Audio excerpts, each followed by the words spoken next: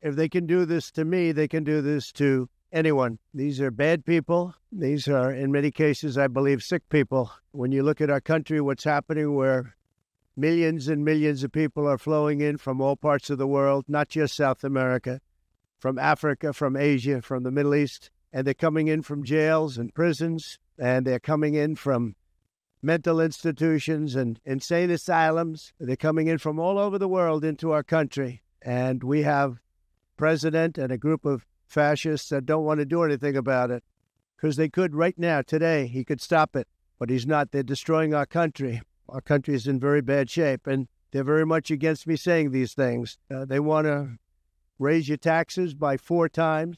They want to stop you from having cars with their ridiculous mandates that make it impossible for you to get a car or afford a car. It make it very possible for China to build all of our cars. It's a very serious problem that we have. We just went through one of many experiences where we had a conflicted judge, highly conflicted. There's never been a more conflicted judge.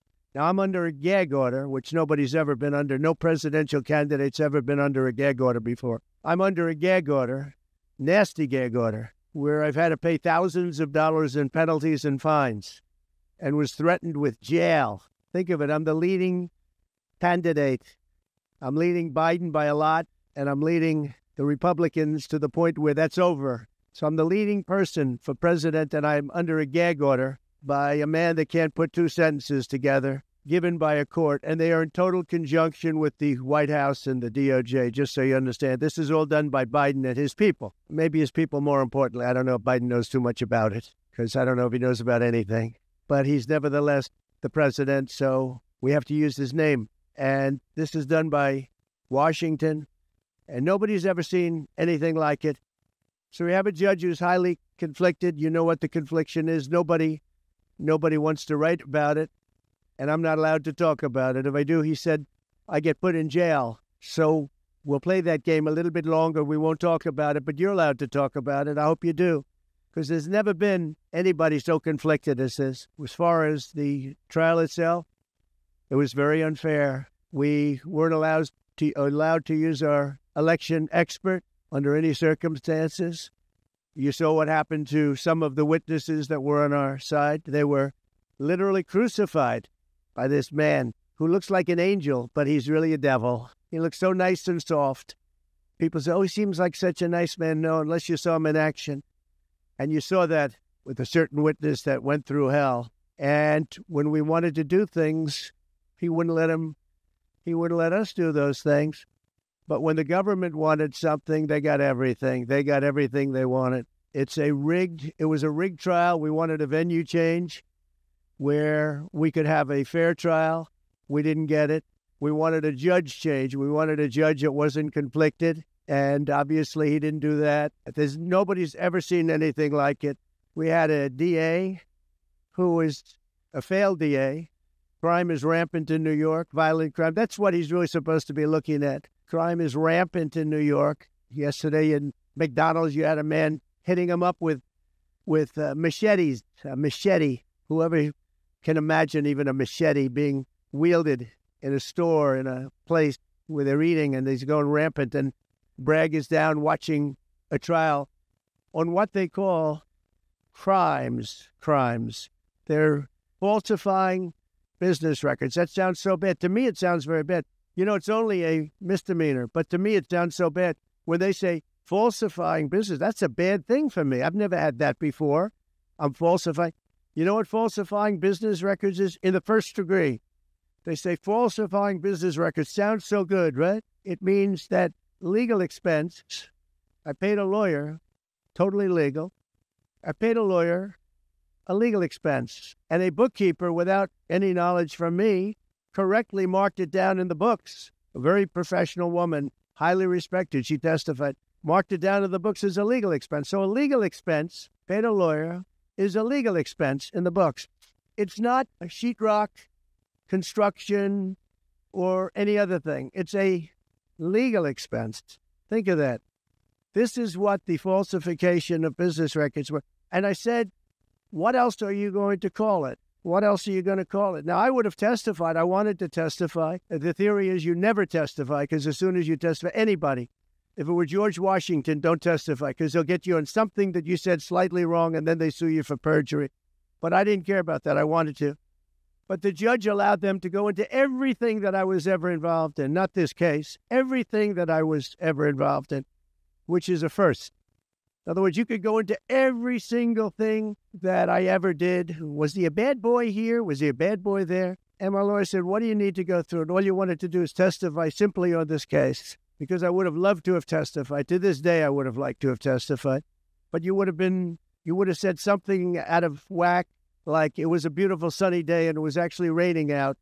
And I very much appreciate the big crowd of people outside. That's incredible what's happening. The level of support has been incredible. So the whole thing is legal expense was marked down as legal expense. Think of it. This is the crime that I committed, that I'm supposed to go to jail for 187 years for. When you have violent crime all over this city at levels that nobody's ever seen before, where you have businesses leaving, and businesses are leaving because of this, because heads of businesses say, man, we don't want to get involved with that. I could go through the books of any business person in this city, and I could find things that in theory, I guess, let's indict him, let's destroy his life. But I'm out there, and I don't mind being out there because I'm doing something for this country, and I'm doing something for our Constitution. It's very important, far beyond me. And this can't be allowed to happen to other presidents. It should never be allowed to happen in the future. But this is far beyond me. This is bigger than Trump. This is bigger than me. This is bigger than my presidency. And the people understand it because I just see a poll just came out, the Daily Mail. That was the first one, came out. It was done last night right after the verdict, where I'm up 6 points. 6 points from what we already were. We were leading fairly substantially. We're up 6 points in the Daily Mail poll. Now, maybe other polls come out and says something differently. But a lot of people have predicted it because the public understands, and they understand what's going on. This is a scam. There's a rigged trial. It shouldn't have been in that venue. We shouldn't have had that judge.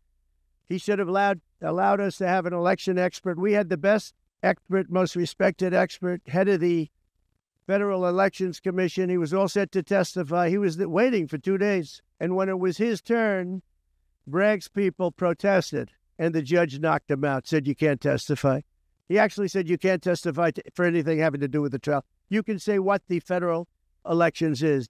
Well, that doesn't help. Everybody knows that, but you can't testify. So essentially, he wasn't able to testify. Other people weren't able to testify. But with these people, they were able to use people salacious. By the way, and nothing ever happened. There was no anything. Nothing ever happened, and they know it. But they were as salacious as they could be, and it had nothing to do with the case, but it had to do with politics. And do you notice the timing? The timing was perfect. This case was dead. It was dropped by every agency, every governmental board. It was dropped by the highly respected Southern District. They said, no, there's no case here. It was dropped by federal election, and that's what it's about. This is about a federal election, not a state election. You're not even allowed to look at it. They took the state and the city, and they went into a federal election. They're not allowed. The people from federal election, Southern District, and Washington dropped the case. Everybody dropped the case. There was no case. Cy Vance dropped the case. And when Bragg came in, he said, this is the most ridiculous case I've ever seen. And who would have a certain person, again, gag order, who would have a certain person like this ever testify? He said, this is essentially one of the worst people I've ever seen ever to testify. He said, the craziest case I've ever seen, this is Bragg. Then when I announced I was running for president, a long time later, they decided to revive this case. And they got a judge, Judge Marchand, who was responsible for another case that was also brought.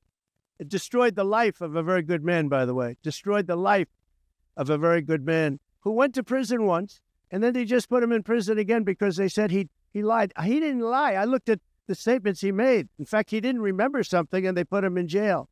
Again, they've destroyed him. With me for many years, he was an honorable person. He was an honest man. And if you look at what he did, supposedly, it never happened. There's never been anything like this. Over the education of his grandchildren. Over, he didn't report that he had a car or 2 cars on his income. I don't know. I wonder how many people here have cars. I wonder how many people said, oh, gee, I have a car that's worth X dollars. How do you even figure it? And I guess you do have to report it, but I would say probably almost nobody does. Nobody even thinks about it. They put this man, they destroyed this man, but they put him in jail again because they didn't want him to testify. They didn't want him to testify. That's why he went to jail. Put him in jail twice. He's 77 years old. Now, normally I'd say that's an old guy, but I don't feel 77. Nobody ever says that about me. I'd like them to say, gee, we have to have a little sorrow for this man, because they just don't say that about me, but maybe I'm better off that way. I think I'm probably better off that way. But they put him in jail twice, and you have to see what they put him in jail. And he was threatened by the judge. This man was told, you're going to get 15 years in jail if you don't give up Trump. And he was told that. You're going to get 15 years in jail. And he made a plea deal because he didn't want to spend the rest of his life. And he was told that viciously. We're living in a fascist state. He was told that viciously. So you can go to jail for 4 months, 5 months, or you can get 15 years in jail. So do a plea. Almost who wouldn't do that plea? Everyone does those pleas. It's a horrible thing. There's a whole group of lawyers that fight that. It's so unfair. It's so unfair. But they destroyed his life. So many other things that you look at. Southern District didn't want to bring the case. Nobody wanted to bring the case. And then, you know who didn't want to bring the case? Most of all is Bragg. Bragg didn't want to bring it. But then he brought it, and they tried to make it a different case. They didn't say legal expense equal legal expense. Again, if I wrote down and paid a lawyer, and by the way, this was a highly qualified lawyer. Now, I'm not allowed to use his name because of the gag order. But, you know, he's a sleazebag. Everybody knows that. Took me a while to find out. But he was effective. He did work. But he wasn't a fixer. He was a lawyer. You know, they like to use the word fixer. He wasn't a fixer. He was a lawyer. At the time, he was a fully accredited lawyer. Now, he got into trouble not because of me. He got into trouble because he made outside deals, and he had something to do with taxi cabs and medallions, and he borrowed money. And that's why he went. And then he pled to three election violations. And as soon as I saw that, I said, I wonder why he did that. He pled. He took a deal. Now, he took a deal because he wanted to get off. In other words, I'll take a plea deal, and I want to get off. And he wanted to make a deal with the Southern District. And they wrote the worst report I think I've ever seen on any human being, other than the report that was written on James Comey by the Inspector General. A very great Inspector General, actually, wrote a report that was so bad. This one was possibly worse. The Southern District, the judge didn't let us use it. He said, it's hearsay. I said, it's not hearsay. He wouldn't let us use it. This is about the man. But he got in trouble for a very simple reason, because he was involved with borrowing a lot of money, and he did something with the banks. I don't know if it defrauded the banks, but something happened. You guys know what it is. And then in addition to that, he gave up on 3 things where he wasn't guilty. In fact, they were going to testify in that. The head of the FEC, the Brad Smith, the election expert, #1 rated in the country, who was going to testify. He took a plea on 3 things. He just added them in because that gave him more bargaining power with respect to me. But the 3 things that he pled on, having to do with the election and having to do essentially a little bit with me, they weren't crimes. They weren't crimes. Nor is paying money under an NDA.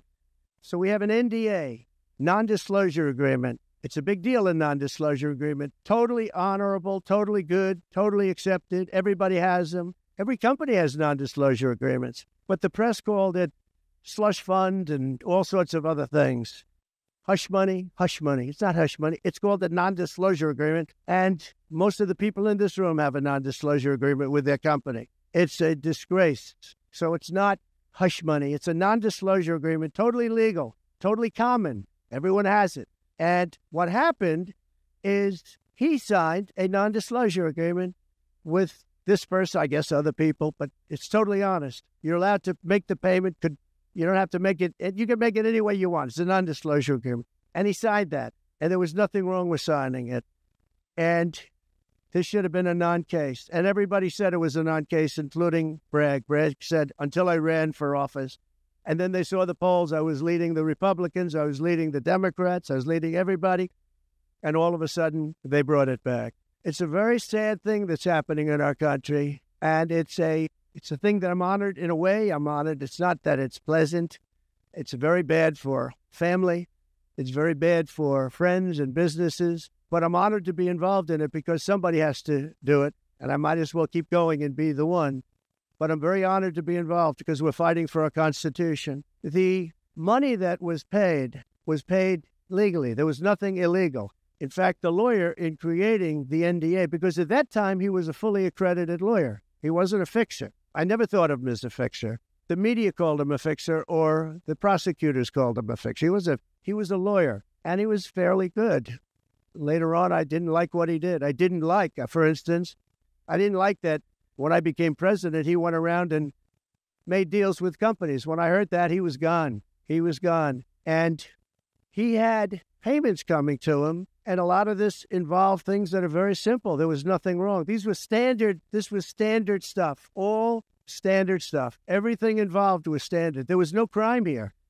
In fact, I just watched a couple of the reports. You watched Jonathan Turley, Andy McCarthy, Greg Jarrett.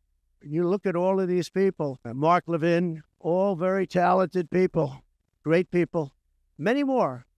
And they don't know me, essentially. They don't know me. They're legal scholars and experts. But I look at them. I watched Turley this morning saying, there's no crime here. Everybody says there's no crime here, except for this DA that's got the city out of control with crime. It's absolutely out of control. So we have an NDA that was signed. We have legal expenses. And here's the thing, on legal expenses, you have 100 where they say they do a charge. I just recorded this out. Falsification of business records in the first degree. It sounds so bad. I said, wow. And even my own lawyers, I get very upset with them because they don't say what it is. They say, well, falsification of legal records is only a felony. Well, that's a lot. Is only they say a misdemeanor. But they try and bring it up to a felony if there's 2 crimes. They have all these different things. The other thing is they missed the statute of limitations by a lot because this was very old. They could have brought this 7 years ago instead of bringing it right in the middle of the election. So they missed the statute of limitations. They did everything. Now, let me give you the good news. The good news is last night, we just got a report this morning, in the history of politics, I believe, maybe I'm wrong. Somebody will find that I'm wrong, maybe, but I don't think so. They raised with small money donors, meaning like $21, $42, $53, $38, a record $39 million in about a 10-hour period. No, think that. I like those people because so far, I guess it's backfired. Now, I don't know. I'd rather not have it happen. I don't want to have it backfire. I want to win this thing legitimately, not because they were stupid and did things that they shouldn't be doing. They shouldn't have brought this case. They were saying it this morning. This is a case that should not have been brought. I watched Andy McCarthy say this is a case that should not have been brought, and that was this morning. But they all say that. Every legal scholar has said it. These are great people. They really understand the law. The other thing, a poll just came out. The first poll, I don't know, maybe others will be bad, but a poll just came out a little while ago. The Daily Mail. Does anybody read the Daily Mail? It's very good. They have a good poll. At least I like it today. And the Daily Mail just came out with a poll, and it has Trump up 6 points in the last 12 hours. 6 points. 6 points since this happened. Who thought this could happen? Because the people of our country know it's a hoax. They know it's a hoax. They get it. You know, they're really smart, and it's really something. So we're going to be appealing this scam. We're going to be appealing it on many different things. He wouldn't allow us to have witnesses. He wouldn't allow us to talk. He wouldn't allow us to do anything. The judge was a tyrant, and you got to see that with Bob Costello. A fine man. I've never seen anything like it, and neither has anybody that was in that courthouse where he demanded that the courthouse be cleared. Now, the good news is most of the people in the courthouse were the media, and anybody that was in the media, if you're fair, you'll say, wow, that was anger. That was praised. He was praised. And the reason that Bob Costello acted a little bit upset, which I think he has a right to, was that every question he was being asked was being objected to by the other side and sustained by the judge. Sustained. I think he did it many times. I don't know what the number, many times. Even I was sitting there saying, and these were basic questions. And I never saw anybody treated that way by a judge. And I've been treated very badly by 2 other judges also, because it's all the same thing. And it all comes out of the White House. Crooked Joe Biden, the worst president in the history of our country. He's the worst president in the history of our country. The most incompetent. He's the dumbest president we've ever had. He's the dumbest president, most incompetent president, and he's the most dishonest president we've ever had. And so many of he's a Manchurian candidate. You take a look at the way he treats China, Russia, so many others. You know, I ended the Russian pipeline. It was dead. He comes in and he approves it. And he gets $3.5 million, meaning $3.5 million is paid to the family, his family, from the mayor of Moscow's wife. And I said, where did that come from? Nobody wants to talk about it. But he's a very big danger to our country. And the only way they think they can win this election is by doing exactly what they're doing right now, win it in the courts because they can't win it at the ballot box. So we're going to show them that we're going to fight. It's actually, I don't know, it's something where I'm wired in such a way that a lot of people would have gone away a long time ago. They would have gone away after impeachment hoax number 1. That was a total hoax. I had great support from the Republican Party, though. Then you had impeachment hoax number 2. And then they formed the committee. How about they formed the committee of thugs, the J-Sticks Committee of Thugs. And they took their record and they destroyed all of the records after the committee was abandoned because those records were great for us. Now, can you imagine if Republicans did that? Everybody would have been in jail by now. Think of it, the unselect, I call it the unselect. They call it select committee. I call it the unselect committee of thugs. They meet, it's 100% Democrat and 2 past Republicans that are no longer Republicans, that are no longer in business anymore, thank you. But it was all Democrats and 2 wayward Republicans, Liz Cheney and crying Adam Kinzinger. He cries every time he goes on television. He's the most emotional human being I think I've ever seen. And that was our representatives. These 2 people were our rep. So they had all this stuff that they're leaking. And then when it came time to look at the records, like where the police said and the Capitol Guard said that I supplied, think of it, that I recommended as many soldiers or National Guard as you want, 10,000. If you had 500, you wouldn't have had a problem. There wouldn't have been a J6, but Nancy Pelosi and the group didn't want it. Anyway, so they have testimony to all of that I did not attack the Secret Service agent in the front of a car. You know, these are strong people. And I supposedly went to the driver and I grabbed him around the neck and he rebuffed me. And then I went to the other guy who I think is a black belt in karate. And he's slightly younger than me, maybe 35 years, 40 years, 50 years. And I grabbed him around the neck and said, he's a black belt in karate. They know how to get somebody from around their neck. They would have gone like this, and that would be the end of that. Actually, I had a friend that said, you shouldn't dispute that. That makes you look like the toughest cookie we've ever seen. You should have let that go on. But the fact is, it never happened. It was all made up. And that was proven to be made up. It proved to be a false story. And they deleted and destroyed all of that information, every ounce of it. We're dealing with a corrupt government. We have a corrupt country. Our elections are corrupt. Our borders are open.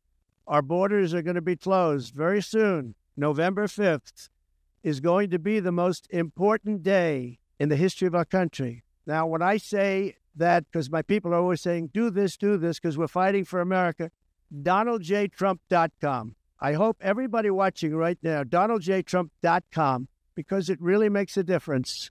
They have a lot of money on the other side. I don't know where they get it. Nobody knows where they get it, but for some reason they get money. But they're not on the side of our country. In many ways, I think they hate our country. Who on earth can want open borders where people are allowed to pour in from countries unknown, from places unknown, from languages that we haven't even heard of? We have people sitting in schools with languages where very few people have ever even heard of these languages. It's not like Spanish or French or Russian. Languages unknown. We have people coming from corners of the globe, and many of them are not good people. Many terrorists, record levels of terrorism, record levels of terrorists have come into our country. Record. They've never seen anything like it. You know, there was a report that in 2019, I don't believe this, by the way, the media gave it, and it was good for me, believe it or not. They said in 2019, there were no terrorists recorded that came into our country. I don't believe that. I don't think that's possible. But 2019 was a Trump year. I don't believe that that could be possible. But they said no terrorists came into our country. So let's say it was close. Let's say it was close. But now record levels of terrorists, record levels, the highest level we've ever seen of terrorists, are pouring into our country. You have China with just in the last few months, 29,000 people came in, and I looked at them on a line, and they look like perfect soldiers. They're almost all male. from 19 to 25. It looks like a recruiting exercise.